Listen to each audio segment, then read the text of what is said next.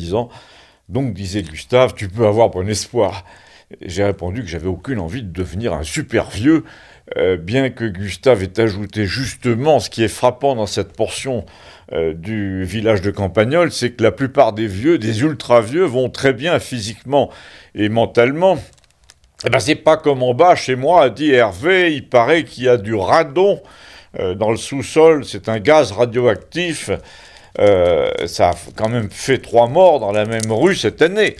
Oui, ça fait surtout 3 fois 3 doses, a dit Christiane. Crois-moi, c'est surtout ça le problème. Ce qui n'empêche, a dit Gustave, que quand tu vois M. Perazelli, 96 ans, traverser le village avec son petit sac d'ordures de 20 litres parce que les poubelles se sont déplacées au bout du village, tu te dis que les crétins de l'équipe municipale de Campagnol vont pas résister cette fois à cette histoire de poubelles aux prochaines élections. Les gens sont furieux, ils sont prêts à élire n'importe qui d'autre pour marquer le coup, et c'est valable dans tout le département. En Dordogne, pareil, dans l'Ardèche, en Moselle. La France, qui ne dit rien d'habitude, ne peut plus supporter ces imbéciles. D'ailleurs, l'autre jour, j'assistais à la scène, oui, à une discussion comme ça dans la rue. Monsieur Perazelli rentrait justement à pied, d'être allé porter ses poubelles. Et comme il se plaignait de devoir marcher 600 mètres à son âge, 96 ans, je le rappelle, le maire l'a pris comme toujours de façon joviale, d'un air de dire « Mais non, vous n'êtes pas fâchés, on reste copains, etc. » Parce que le maire est un branleur, c'est moi qui parle là, qui croit qu'il suffit de dire « la vie est belle » pour se faire pardonner. Et là, il a dit « Dis-moi, tu les fais, tes 600 mètres, tu vois bien, et je suis même sûr que ton médecin t'a dit qu'il fallait faire de l'exercice. » Sauf, a dit M. Perazelli, qui s'énervait, que ta plateforme à poubelle, là, tu l'as fait mettre en bordure de la nationale, à 4 mètres de l'entrée de l'école. Je ne sais même pas si c'est légal.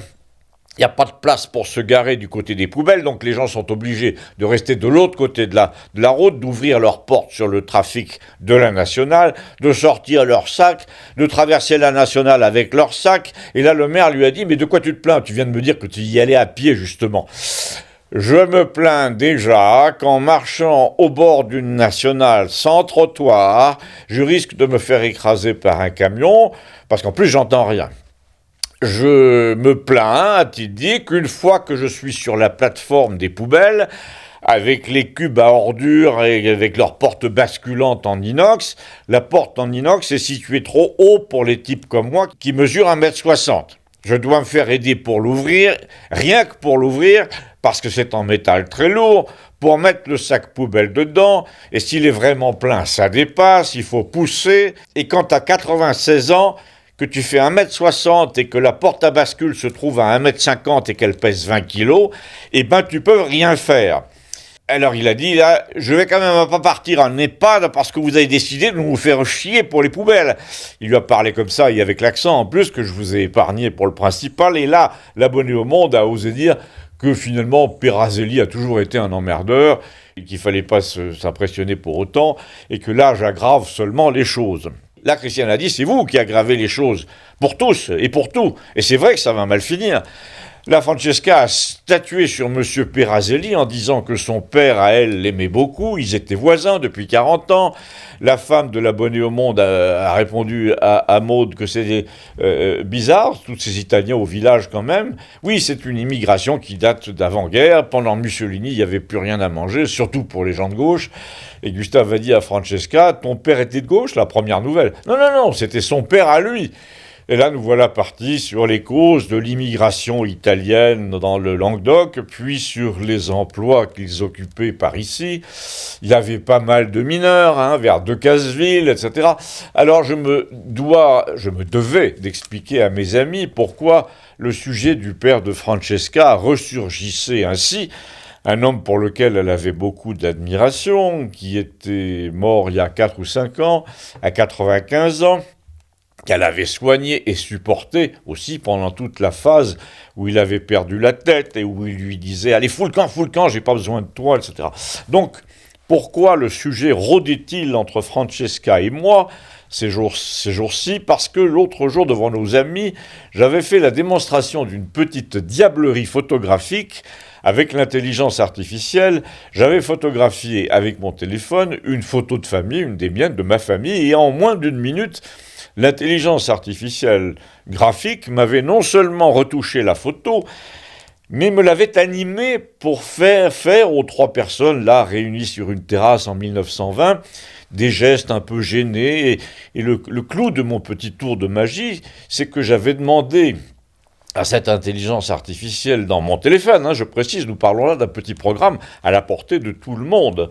J'avais demandé de représenter ces mêmes personnes de ma famille en 1920, assises à la même table, mais avec Macron assis à côté d'eux. Et ça avait marché incroyable. On voyait Macron posé au milieu d'eux en bras de chemise avec un petit air 1920. Et là, j'ai expliqué que le procédé ne tarderait pas, évidemment, à être interdit, vu la qualité de ce que désormais on produisait comme illusion.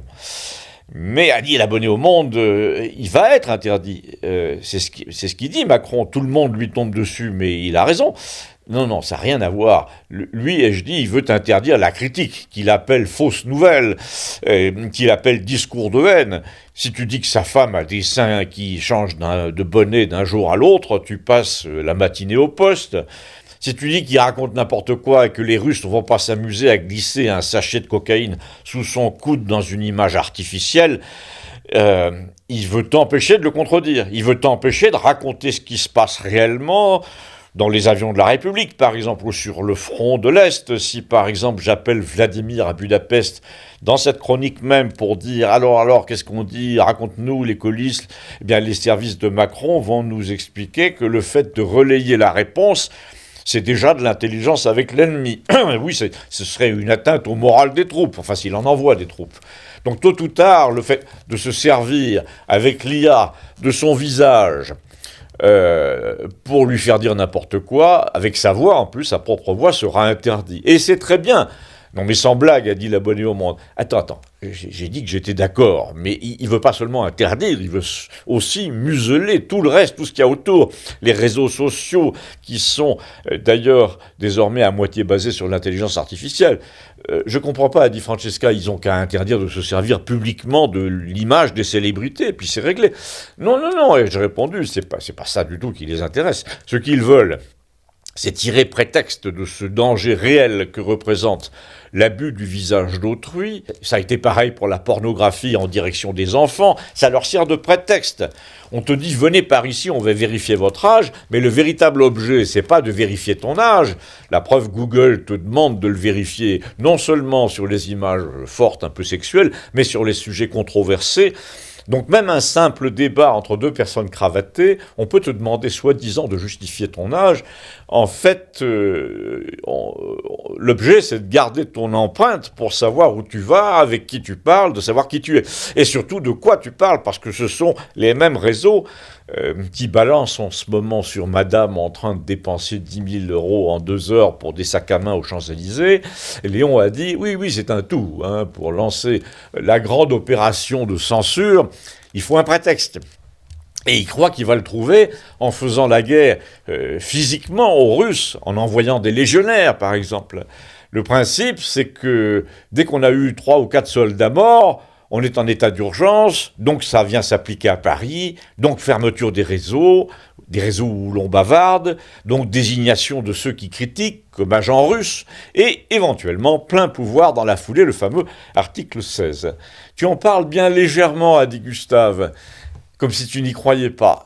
Je vous ai dit que j'y croyais pas. L'abonné au Monde a dit, attends, si on fait le compte, tu dis quand même beaucoup de conneries. Encore récemment, sur la fameuse comète, qui serait un vaisseau, j'ai dit une sonde. On n'a rien vu. Mais peut-être qu'on n'a encore rien vu, justement.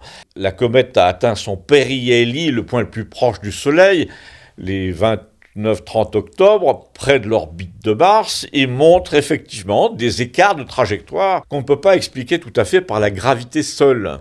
Donc on va voir, mais Noël pourrait nous apporter une étoile des rois mages, va savoir. En tout cas, tu crois pas à la guerre, a dit Gustave. Je sais bien que c'est très impopulaire, mais non, moi j'y crois pas du tout. Et je vais vous dire ce que je ressens. Je ressens que Trump va se servir de l'affaire de qui vous savez pour anéantir la carrière publique du fauteur de guerre. Ah, c'est bien, et je dis, tu restes à mot couvert, comme ça tu m'épargnes le travail vis-à-vis de la censure. Non, vas-y. Non, je ne t'oublie pas, Francesca, et je dis, j'ai même une surprise pour toi. Mais là, sur mon écran de télé, là, il y a une image, mais ce jour-là, c'était noir. Donc, fais-nous ton extra-lucide, et je dis à Léon, mais il a répondu... Je ressens profondément ce que je vais te dire, donc ça n'a rien d'une révélation, c'est plutôt de l'ordre du raisonnement. Ce que j'ai observé de la part du gouvernement américain, c'est de plus en plus de gêne depuis que la Candace Owens là, a décidé de défendre la mémoire de son copain Charlie Kirk assassiné, parce qu'elle n'y va pas par quatre chemins, elle dit carrément que la famille Trump était au courant. Elle dit que des influences puissantissimes ont été exercées sur le gouvernement américain pour en finir avec ce type, là, Charlie Kirk, qui osait dire tous ces gens sont des malfaiteurs. Qui ça, tous ces gens, a dit l'abonné au Monde.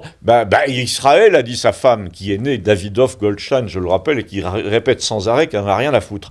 Oui, a dit Léon, quand tu suis, même en résumé, ce qu'elle a dit, la journaliste américaine, depuis 2 ou 3 semaines, c'est qu'on a fait taire quelqu'un et que donc il faut s'intéresser à ce qu'il allait dire. Il faut trouver qui pouvait avoir intérêt à le museler. Elle n'est pas journaliste, a dit l'abonné au Monde. Si, le journalisme, c'est exactement ce qu'elle vient de faire. Et elle dit qu'elle a trouvé. Et toi, tu penses que c'est vrai ? Je pense que c'est tellement vrai que Trump est en train de négocier avec elle en lui disant « ça m'arrange pas du tout que tu montres la duplicité d'Israël à l'égard de l'Amérique. Ça m'entrave ici et au Proche-Orient, donc je te propose un marché, ma petite, je te laisse aller au procès avec les 2 tartouilles françaises, là, procès que tu vas gagner, ou qui sera annulé au bon moment, mais d'où il ne ressortira qu'une seule vérité, l'affaire de mœurs. Mais tu oublieras plusieurs autres trucs. C'est pas une proposition, c'est un ordre, va-t-il lui dire. Tu oublies la prétendue carrière américaine de madame, qui jette une lumière quand même un peu trop féroce sur les méthodes de la CIA en 1960, les expériences sur le cerveau humain, l'activisme gay après le noyautage en Europe de tous les réseaux gays pendant les années 70-80, et puis tu oublies une autre chose, c'est comment il n'a pas été élu, lui, mais désigné. Qui finance le procès, par exemple? Qui a décidé de financer sa carrière et sa prétendue élection avant ça? Quelle famille? Et pourquoi? Donc là, Candace Owens va dire, dis donc, il ne me reste rien à me mettre sous la dent. Mais ai-je demandé, elle va accepter, tu crois? Elle n'a pas le choix. C'est ça, ou vivre dangereusement, payer des millions, mais surtout on va lui faire comprendre, a dit Léon, qu'elle pourrait sauver le monde en faisant tomber le seul forcené fauteur de guerre fou dangereux du moment, dans la partie de poker à l'Est, lui et sa complice déséquilibrée, dont même l'armée américaine s'est aperçue qu'elle représentait un danger. Il faut les faire tomber au seul motif du déséquilibre mental et moral, et ne plus chercher à définir qui a pu les instrumentaliser de la sorte et pour quelles raisons. Comme toujours, tout ça est extrêmement fumeux, a dit l'abonné au Monde, et il nous a bassiné là avec les fameuses preuves scientifiques qu'avait annoncé le couple maudit. À quoi Maud, qui connaissait bien le dossier, a répondu de 2 choses l'une, où ça reste dans le Delaware, qui est un peu le Monaco, le Saint-Barth de la justice américaine, où tu peux faire ce que tu veux, et où les juges peuvent se contenter d'un certificat médical bâclé par un copain, ou alors ça passe en justice fédérale américaine, et là, examen réglo, cariotype, aucune échappatoire. Et là, à mon avis, a dit Léon, c'est là que Trump lui offre sur un plateau la suite. Ce que tu veux dire, c'est que le procès n'aura jamais lieu parce qu'elle ne peut pas aller au casse-pipe. C'est ça, mais c'est pas pour autant qu'on ne connaîtra pas la vérité.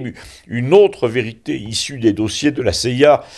Il y a plein d'affaires dans l'affaire, en fait. Il y a des activités sexuelles en Allemagne, en France, une vie mondaine sulfureuse à Paris, un sillage de choses douteuses qui figurent dans le dossier de Trump et qui sont hélas un peu, l'histoire officieuse de la France de l'époque. Et là, Léon nous a glacés en nous rappelant que des réunions occultes se déroulaient à cette époque-là à Paris, dans un appartement du boulevard Saint-Germain, autour d'enfants dénudés, humiliés, en présence de 3 pontes de la presse parisienne, notamment. Ça a fait 2 pages dans Libération il y a 2 ans, il y a 1 an et demi. On ne sait pas pourquoi ils ont sorti ça. Libé pourtant dans la main du pouvoir, dit-on, et de l'argent. Ça désigne gros, cette histoire. Il s'agissait probablement de détourner l'attention, et parce qu'il s'agissait de protagonistes morts, de sous-entendre c'est une époque révolue, le réseau est tombé avec eux. Mais évidemment que non, a dit Maud, ces réseaux-là sont éternels. Cette histoire des révélations de Libé sur le directeur du Point et de l'Express, c'est comme les fusées leurres que des avions de chasse libèrent pour égarer les missiles derrière eux. Et alors, selon toi, dit Gustave à Léon, l'avion de chasse français va finir par être abattu. Oui, mais pour sauver le reste de l'escadrille européenne, il faut, je vous l'ai dit, qu'il y ait un méchant et il est tout trouvé. On va nous dire, c'est un pilote fou, le Macron, qui a cessé d'obéir à son chef d'escadre. Il a voulu déclarer la guerre à lui tout seul à une puissance colossale, quitte à déclencher des représailles massives. Il n'est pas du tout représentatif de son camp. Les Occidentaux vont présenter leurs excuses à leurs ennemis pour ce comportement inacceptable. Donc il va être lâché tout bêtement. Il va se prendre un missile dans la gueule et le siège éjectable ne fonctionnera pas. Tu parles de quoi là? Du siège de président de l'Europe? Oui, évidemment. D'ailleurs, à quoi bon devenir président d'un truc qui vient de mourir? Et là, l'Europe abat toutes ses cartes en même temps en ce moment parce qu'elle va mourir, a dit Léon. Les notes des agences de notation vont être accablantes. On ne pourra plus payer nos fonctionnaires ni nos retraites en France puisque, je vous le rappelle, dans le budget depuis 1 an et demi, 2 ans, ce sont les prêteurs étrangers qui nous donnent de quoi le faire, de quoi payer nos retraités et nos chômeurs. Là, plus de prêteurs, la France sent trop la faillite. Donc comment payer tous ces gens qui ont besoin de la puissance publique? Je vous l'ai dit, le scénario est clair. La France doit reconstituer très rapidement une banque de France. Elle va payer les gens en francs, donc, mais a dit l'abonné au Monde, tu vas faire comment pour payer ce que tu achètes à l'étranger? Ton franc, il vaudra plus rien. Sauf s'il est garanti. Par qui? Là, on hésite, mais la Russie, la Chine, les BRICS, les Américains ne laisseront jamais faire une chose pareille. Ils n'ont plus le choix. C'est bien gentil de dire, comme les Américains, je défends mon jardin et mon jardin c'est partout, mais on voit bien que non, leur jardin c'est plus du tout partout. Là, à Maud, ils ont apparemment décidé d'aller faire cesser le massacre au Nigeria, mais il y a des grosses réserves de pétrole, alors ils sont pas fous, hein, les chrétiens, à défendre, ça tombe bien. De toute façon, a dit Gustave, moi je suis assez d'accord avec Léon quand il annonce depuis des années que les États-Unis, à force d'avoir voulu tuer les peuples, leurs aspirations, leur histoire, se sont tués eux-mêmes. Et donc ils vont avoir tellement à faire pour se sauver du guêpier de la guerre civile chez eux que l'aventure extérieure, la guerre, les porte-avions, tout ça ne suffira plus, c'est fini. Ils vont devoir remettre de l'ordre à la maison, donc couper les ponts, au moins provisoirement, avec leurs colonies. Et leurs colonies, c'est nous, a conclu Gustave. À quoi Léon a répondu... Tout ce qui se passe en Angleterre, où l'on ne compte plus les viols et les coups de couteau, est la conséquence de la stupidité américaine.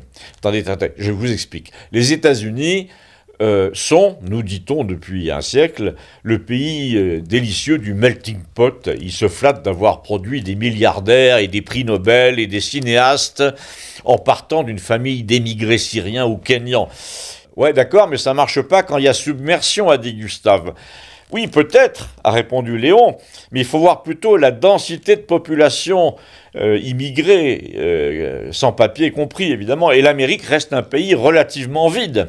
Les Pays-Bas sont 15 fois plus denses en population que les États-Unis, et les guerres civiles, dans les pays vides, ça prend pas. Tandis que leur méthode, la méthode globaliste, là, qui consiste à faire entrer n'importe qui en Europe, ça provoque la guerre civile bien plus vite, parce que nous sommes à la fois très nombreux et très serrés comme des sardines, et qu'ils collent exprès les arrivants en plus dans les maisons de village, ils les disséminent.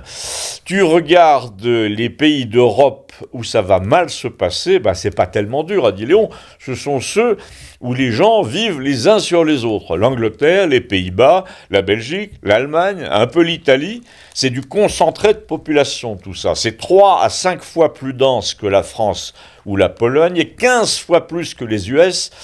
avec des comportements qui font qu'on ne peut plus prendre, comme chacun le sait, un train de banlieue sans craindre une bande de jeunes somaliens qui mettent les pieds sur la banquette. Donc, quand on projette ça dans le futur, c'est pas bien dur. Il n'y a pas 36 scénarios. Où la société devient implacable à l'égard de ces gens-là, et c'est pas le cas, puisque les tribunaux les laissent faire, les relaxent immédiatement, ou bien alors les citoyens se rebellent et foncent dans le tas en 24 heures. Je vous signale, a dit Léon, en couvrant la voix de l'abonné au Monde, mais toujours avec le sourire, que Elon Musk, qui n'est quand même pas vraiment connu pour son imprévoyance, a dit qu'en Angleterre, la guerre civile était à 2 doigts d'éclater désormais. Les gens commencent à vouloir défendre en masse leurs biens et leurs familles. L'Angleterre, 3 fois la densité de population de la France, Allemagne 3 fois aussi, Pays-Bas 5 fois, Belgique à peine moins. Chez nous, c'est plutôt les troupeaux de vaches qu'il faudrait défendre. Ils sont en train de tuer exprès le bétail pour nous réduire à l'esclavage sur le plan alimentaire. Alors là, c'est parti dans tous les sens comme d'habitude. J'ai même raconté que mon voisin avait décidé de faire un poulailler avec un abri, etc. Maud a demandé à Léon, alors à ton avis, pas de guerre civile en France donc? Non, mais celle des autres risque de trouver refuge chez nous et les bandes de l'Est seront appelées pour mettre de l'ordre au moment où les Américains vont dire, désolé, mais c'est fini là, l'assistanat, vous allez vous débrouiller seul maintenant, l'OTAN c'est plus l'Amérique. Et en dehors de l'Amérique, l'OTAN d'ailleurs, c'est plus rien. Mais surtout, les Américains vont être et sont déjà terrifiés par ce qui va se passer en Angleterre, en Irlande, aux Pays-Bas, et donc refuser toute fuite des populations menacées vers l'Amérique, première chose. Ensuite, refuser de s'en mêler sur place par crainte de la contagion. Enfin, ils vont essayer de tout mettre sur le dos des populations arabes, qu'elle a fait entrer l'Amérique en masse partout. Regardez ce qui s'est passé en Allemagne, et là je vous dis pas qui les inspire. Si, dis-le nous, a dit l'abonné au Monde. Je comprends rien, moi, à ce que vous dites, a dit Francesca, qui nous a rappelé à la raison, c'est-à-dire au sujet que je lui avais promis. Je lui avais promis une surprise, et ça a permis en effet de revenir à un peu d'optimisme. Mais ce que disait Léon de la France y a beaucoup contribué. Il a répété, la France va devenir comme l'Espagne, un refuge contre la guerre civile des autres, le temps qu'ils règlent leurs problèmes. Le démantèlement visiblement prévu de la filière agricole française n'aura jamais lieu, le pays est trop vaste, il est trop peu peuplé, trop fertile, et Francesca a dit « Moi, je veux savoir quelle est ta surprise ». Alors j'ai expliqué aux autres que j'avais fait une expérience amusante qui normalement devait être notre sujet du jour. J'avais demandé à Francesca une photo de son père Giuseppe, que nous avions presque tous connu ici, nonagénaire, passablement gâteux, veuf à l'époque évidemment, mais qui est un assez beau gars au départ, et au début, j'avais simplement proposé, puisque la photo de Francesca était abîmée, de la restaurer en employant les moyens assez rusés de l'intelligence artificielle. C'est simple, l'IA déduit, pour remplacer une partie manquante, elle déduit toutes les choses qu'on ne voit pas d'après plusieurs éléments voisins. Elle supprime évidemment les égratignures du papier photo, les pliures, les déchirures, les taches d'humidité. Francesca avait donc cette photo de son père dans un plastique mou d'autrefois qui avait jauni presque autant que la photo elle-même.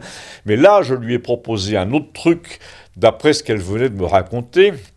Elle venait de me dire que ses parents s'étaient connus dans un port du côté de Naples. Elle m'a donné une photo de sa mère, mais prise bien plus tard, que j'ai un peu rajeunie par l'IA, et elle m'a raconté qu'ils avaient salué le bateau qui emmenait son père en Tunisie, et que c'était ce jour-là qu'il l'avait demandé en mariage. Donc, j'ai, pour illustrer ce que je voulais dire à mes amis à propos de l'évolution du cinéma, réalisé un film de 40 secondes à partir de rien, en tapant au clavier que je voulais voir ces deux êtres, ces deux photos, ces deux personnages, entrer dans une histoire avec des figurants. J'ai dit ce qu'ils faisaient, comment étaient les lieux, la lumière, l'époque, et toujours au clavier, et voilà le travail, et je montrais à Francesca, qui était un peu au bord des larmes. On veut voir, ont-ils dit tous, mais j'avais préparé ça sur mon écran de la cuisine, et donc tout le monde a regardé, un peu effaré. J'avais mis une petite musique de mandoline, faite maison, donc je vous le montre, le voici.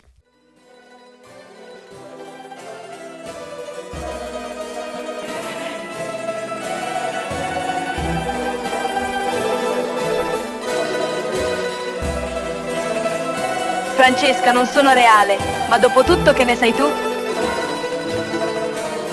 Ah, bellissima Yuri.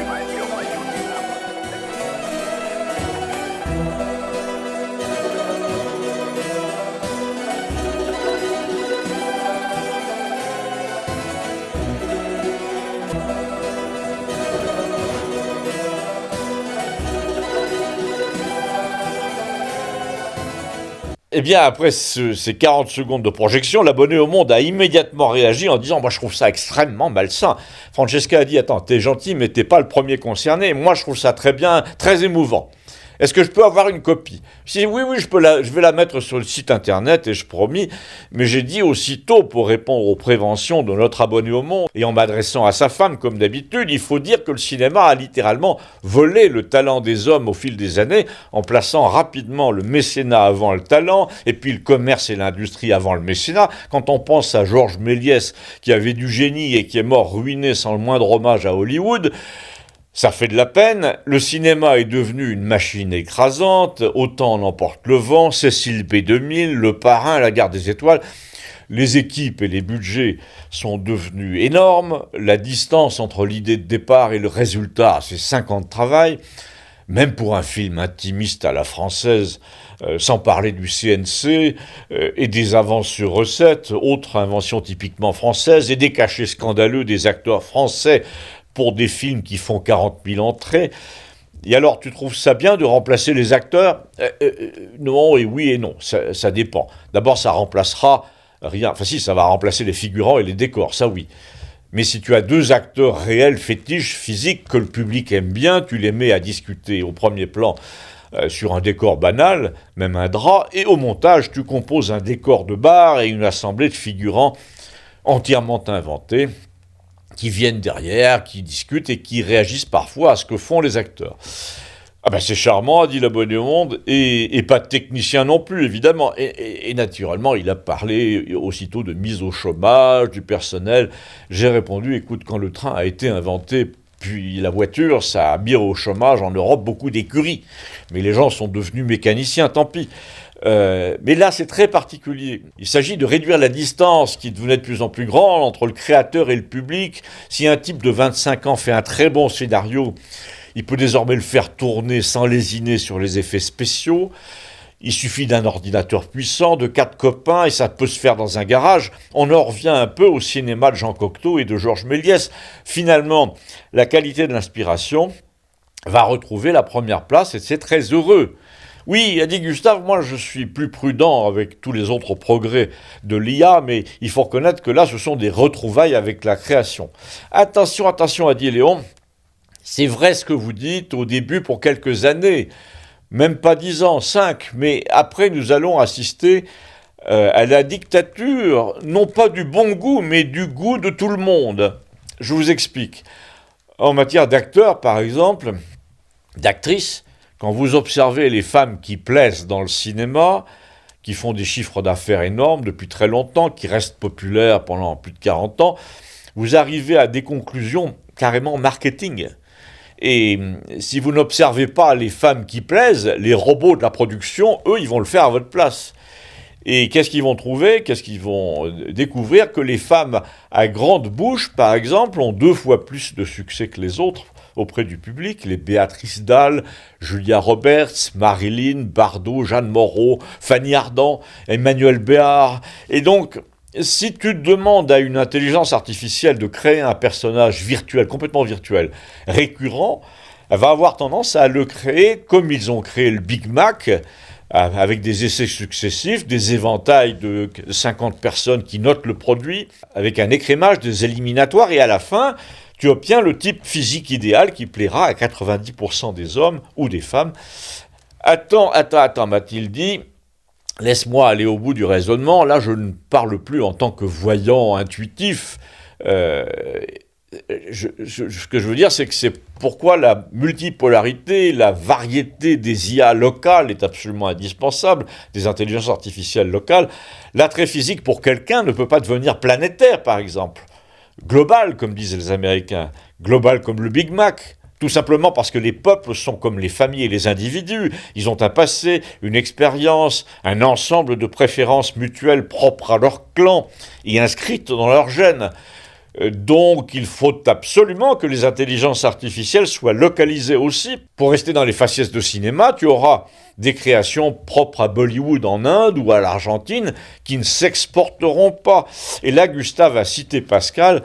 Je ne parle pas de Pascal, le garagiste de Saint-Barth, mais de Blaise Pascal, qui disait « Un méridien décide de la vérité, vérité en deçà des Pyrénées, erreur au-delà ». Ça veut dire plein de choses.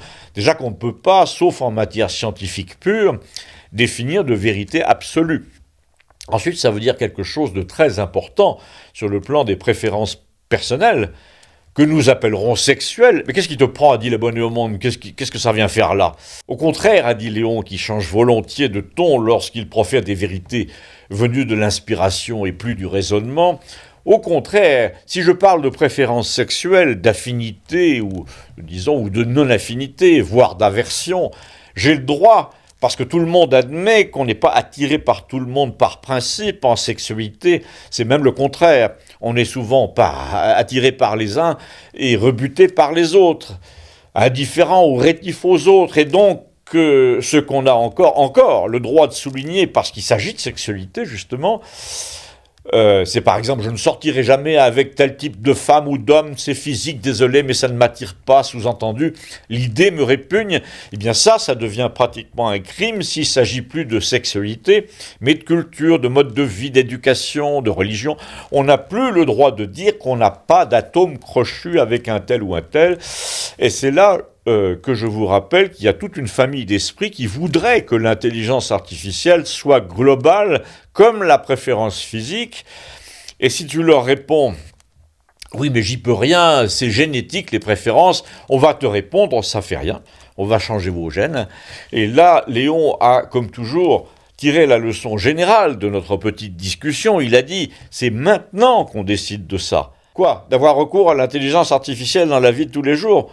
A dit Maud, non, ça c'est déjà fait. Tout le monde s'est aperçu d'un truc. Pendant un repas de dimanche, un neveu de 10 ans manipule votre portable. À votre insu, il apprend au téléphone quel est votre timbre de voix. Et puis il active la fonction. Du coup, sur un mot défini, le téléphone se réveille. Et puis il dit, je vous écoute, quelle est votre question? Et là, vous n'avez qu'à demander ce que vous voulez. Il vous répond. Alors j'ai fait la chose suivante. C'est moi qui parle là, je fais la chose suivante devant vous, comme je l'ai fait avant-hier, et je demande « Ok Google, quel est le rôle de Léon dans mon livre À l'endroit paru chez Jean-Cyril Godefroy ?»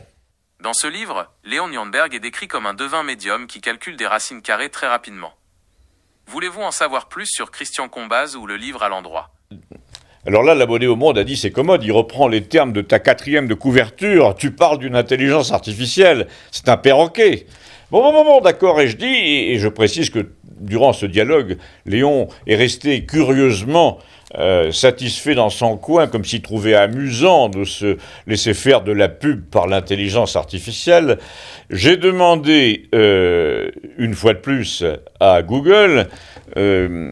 pour prouver que l'IA ne répétait pas seulement le prière d'insérer, qu'elle analysait de son propre chef. J'ai demandé « Ok Google, dis-moi quelle est l'originalité du personnage de Léon dans À l'endroit de Christian Combaz ?»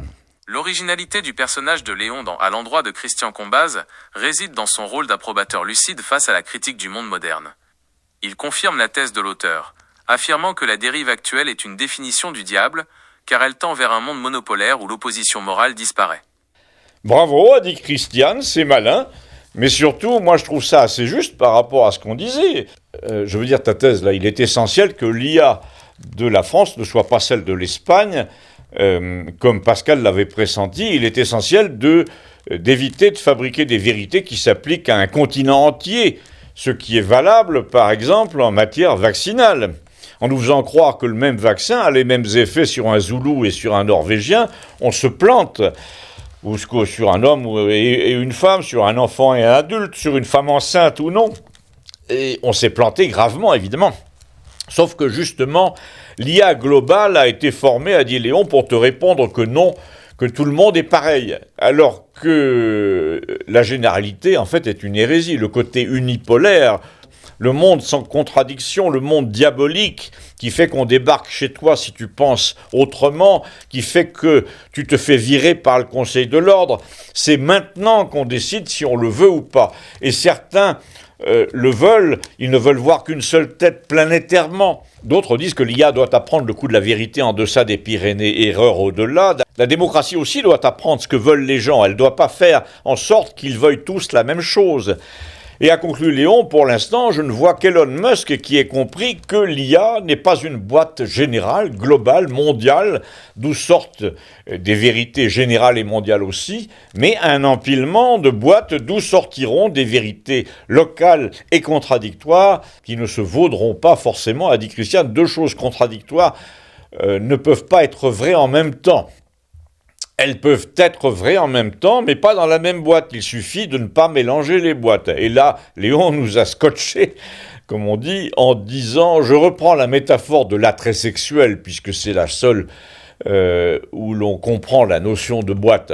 Si une fille te dit « Désolé, mais j'ai aucune envie d'aller avec ce gars-là, son type physique ne me plaît pas », elle a le droit de le dire et de le penser. Et le type va pas lui faire un procès pour ça. Et bien dans la démocratie qu'on voudrait nous fourguer pour l'avenir, là, si, il peut pratiquement lui faire un procès pour ça. C'est la démocratie du viol, du vivre ensemble obligatoire, du vivre ensemble au coucher ensemble obligatoire, il n'y a qu'un pas, et c'est maintenant qu'on va décider. Mais tout ce qu'on va y gagner, a dit Gustave, ce sont des gens qui couchent avec personne. Des mauvais coucheurs, en quelque sorte. C'est un autoportrait, ça, a dit Christiane. Et là, Hervé, lui, a dit sérieusement, écoutez, attendez, il faut qu'on parle de ces machines qui se programment toutes seules. Oui, mais la semaine prochaine, là, parce que on n'a plus le temps de démarrer sur autre chose. À bientôt, merci.